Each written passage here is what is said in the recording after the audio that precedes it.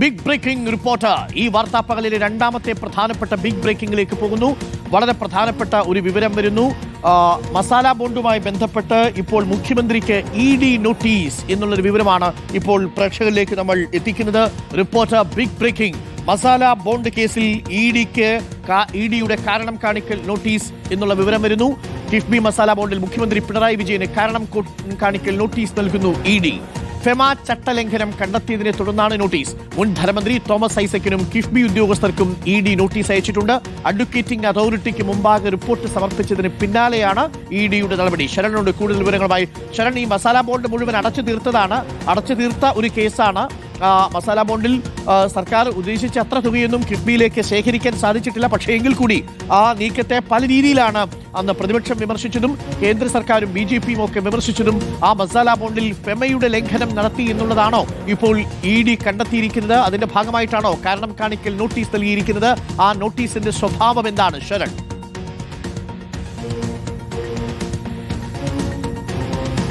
Arunkumar, masala bond വഴി വലിയ തോതിൽ തന്നെ പണസമാഹരണം നടന്നു. പ്രത്യേകിച്ച് വിദേശത്ത് നിന്ന് ഇത്തരത്തിൽ സമാഹരിക്കുകയും അത് അടിസ്ഥാന സൗകര്യ വികസനത്തിനായി ഉപയോഗപ്പെടുത്തുകയും ചെയ്തത് അത് ഫെമ ചട്ടലംഘനമാണെന്നുള്ളൊരു കണ്ടെത്തലിലേക്കാണ് എൻഫോഴ്സ്മെന്റ് ഡയറക്ടറേറ്റ് എത്തിയിരിക്കുന്നത്. നേരത്തെ സംബന്ധിച്ചുള്ള പരാതി ലഭിക്കുന്നു. അതിന്റെ അടിസ്ഥാനത്തിലാണ് മുൻ ധനമന്ത്രിയായ തോമസ് ഐസക് അടക്കമുള്ളവർക്ക് നിരവധി തവണ നോട്ടീസ് നൽകിയിരുന്നത്. 6-7 തവണ നോട്ടീസ് നൽകിയിരുന്നതാണ്. തോമസ് ഐസക് അതിനെ ചോദ്യം ചെയ്തുകൊണ്ട് ഹൈക്കോടതിയെ സമീപിക്കുന്ന സാഹചര്യമുണ്ടായിരുന്നു. അങ്ങനെ ഈ കേസ് അന്വേഷണം മുന്നോട്ട് പോകാത്ത ഒരു സാഹചര്യം ഒരു ഘട്ടത്തിൽ ഉണ്ടാവുകയും ചെയ്തിരുന്നതാണ്. അതിന് പിന്നാലെയാണ് ഇപ്പോൾ അഡ്ജുഡിക്കേറ്റിംഗ് അതോറിറ്റിക്ക് എൻഫോഴ്സ്മെന്റ് ഡയറക്ടറേറ്റ് റിപ്പോർട്ട് സമർപ്പിച്ചിരിക്കുന്നത്. അതിൽ പ്രധാനമായി പറയുന്നത് ഫെമ നിയമലംഘനം നടന്നിട്ടുണ്ടെന്നുള്ളതാണ്. അതിന്റെ അടിസ്ഥാനത്തിൽ കൂടിയാണ് ഇപ്പോൾ കാരണം കാണിക്കൽ ചോക്കോസ് നോട്ടീസ് മുഖ്യമന്ത്രി അടക്കമുള്ളവർക്ക് നൽകിയിരിക്കുന്നത്. മുഖ്യമന്ത്രി പിണറായി വിജയന് പുറമെ മുൻ ധനമന്ത്രിയായ തോമസ് ഐസക്, ഒപ്പം തന്നെ കിഫ്ബി CEO ആയ KM എബ്രഹാം അടക്കമുള്ളവർക്കാണ്, മറ്റ് കിഫ്ബി ഉദ്യോഗസ്ഥർക്കടക്കമാണ് നോട്ടീസ് നൽകുകയും ചെയ്തിരിക്കുന്നത്. ഇനി സ്വാഭാവികമായിട്ടും ഇത് സംബന്ധിച്ചുള്ള മറുപടി മുഖ്യമന്ത്രി അടക്കമുള്ളവർ നൽകേണ്ടി വരും. എന്തായാലും ഇതിൽ ഏറ്റവും പ്രധാനപ്പെട്ട കാര്യം മുഖ്യമന്ത്രിക്ക് ED നോട്ടീസ് അയച്ചിരിക്കുന്നത് എന്നുള്ളതാണ്. കിഫ്ബി ഒരു ബോർഡാണല്ലോ. ആ ബോർഡാണ് തീരുമാനമെടുത്തിരിക്കുന്നത്. ആ കിഫ്ബി എന്ന് പറയുന്നത് കേരളത്തിൽ നിയമം മൂലം നിലവിൽ വന്ന ഒരു ഓഫ് ബഡ്ജറ്റ് ബോറോയിങ് ഏജൻസിയാണല്ലോ കിഫ്ബി, ഒരു സ്പെഷ്യൽ പർപ്പസ് വെഹിക്കിൾ പോലെ.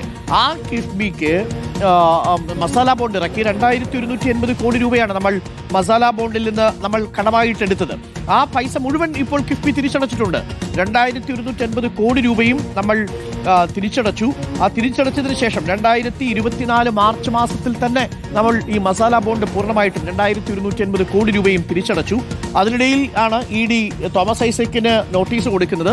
തോമസ് ഐസക്ക് കോടതിയിൽ പോയി 7 തവണ അയച്ച ഈ സമൻസിനെതിരെ വിധി വാങ്ങുകയും ചെയ്തു. 2019 മെയ്യിൽ ലണ്ടൻ സ്റ്റോക്ക് എക്സ്ചേഞ്ച് വഴി കിഫ്ബി മസാല ബോണ്ട് പണം നമ്മൾ സമാഹരിച്ചത്. അപ്പോൾ ബോർഡ് എടുത്ത തീരുമാനമാണ്, കിഫ്ബി എടുത്ത തീരുമാനമാണ്. അതിന് മുഖ്യമന്ത്രിക്ക് ഫെമ ചട്ടലംഘനം എന്ന പേരിൽ നോട്ടീസ് കൊടുത്തതിലെ ഒരു യുക്തിയാണ് അല്ലെങ്കിൽ അയുക്തിയാണ് ഇനിയിപ്പോൾ ചർച്ചാ വിഷയമാകാൻ സാധ്യതയുള്ളത്. എന്തായാലും തെരഞ്ഞെടുപ്പിന്റെ സമയമാണ്.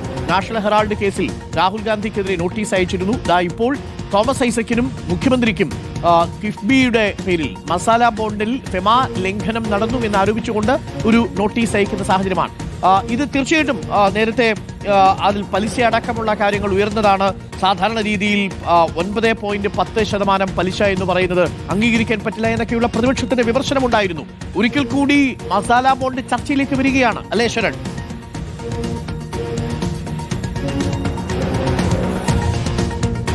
അരുൺകുമാർ, അത്തരത്തിൽ തന്നെയാണ് കാര്യങ്ങൾ. അതായത് ഒരിക്കൽ കൂടി ഇത് വലിയ ചർച്ചാ വിഷയമായി മാറുകയാണ്. നേരത്തെ വലിയ രീതിയിലുള്ള ആരോപണം പ്രതിപക്ഷം ഉന്നയിച്ചിരുന്നു. ഇതിന് പുറമെ തന്നെ BJP അടക്കമുള്ള സംഘടനകൾ വലിയ വിമർശനവുമായി രംഗത്തെത്തുകയും ചെയ്തിരുന്നതാണ്. പ്രത്യേകിച്ച് കേന്ദ്ര സർക്കാരിന്റെ അനുമതി ഇല്ലാതെയാണ് ഇത്തരത്തിൽ കാര്യങ്ങൾ ചെയ്തത് എന്നുള്ള വിമർശനമാണ് അവർ ഉന്നയിക്കുകയും ചെയ്തിരുന്നത്. എന്തായാലും